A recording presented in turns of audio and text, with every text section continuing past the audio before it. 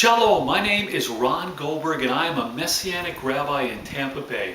I am getting ready to share a message entitled The Shofar Israel and Messiah's Return. And that is why I'm here with you today. I believe this is a message that you will want to hear and share with your congregants. And so the first thing of the message is the shofar. We are getting ready to celebrate the fall feast. In Leviticus 23, it tells us that there are feasts of the Lord or appointed times of the Lord. And so you notice I didn't say Jewish holidays coming up in the fall. They are the Lord's feasts and the Lord's appointed times. And all of the feasts, God tells us to assemble together, to have a sacred assembly or a holy convocation. The Hebrew word for sacred assembly is mikra, which means to assemble together. And so we come together to worship God and to thank Him for things that He's doing now and that He did in the past. But the word mikra in Hebrew also has a second meaning, and that second meaning is rehearsal. A rehearsal is something that prepares you for something that is still ahead in the future. And that is why this is a message you should have shared in your congregation for your people. The feasts of the Lord, the first half of them all take place in the spring. All of them celebrated events that were happening then in the past, and they were also rehearsals which prepared us for Yeshua, Jesus, His first coming, and all of them were perfectly fulfilled there during His first coming. The rest of the feasts all take place in the fall, and all of them are rehearsals to prepare us for Yeshua's return, Messiah's second coming.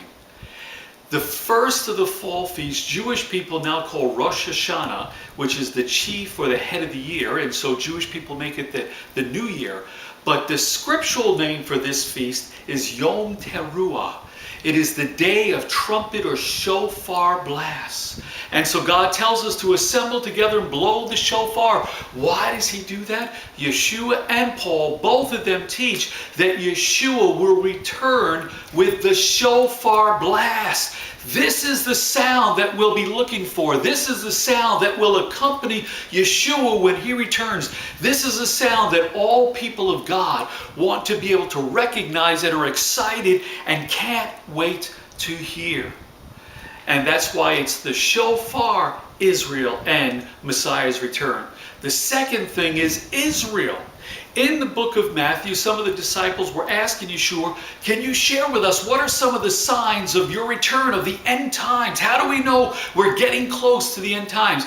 And Yeshua shared with His disciples several signs of the end time, but one of them was Israel. Said Israel is a key sign to watch for Yeshua's return.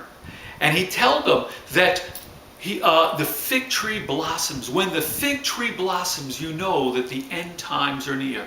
Throughout the scriptures, Yeshua referred to Israel as the fig tree. And so when Israel blossoms, when they come to life spiritually, we know the end times are near. Yeshua, another time, He told His disciples, you Jewish people will not see me again until you say, Baruch haba b'Hashem Adonai.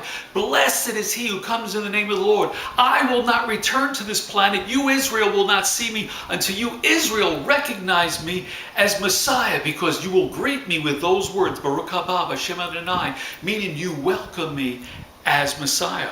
Paul also taught the same thing. Romans 9, 10, and 11 shows God's plan for Israel. And he tells us that all Israel will be saved. And he tells us that when the Jewish people, when Israel accept Yeshua, it will bring life from the dead. When Yeshua returns, there will be an end time resurrection, and there will literally be life from the dead.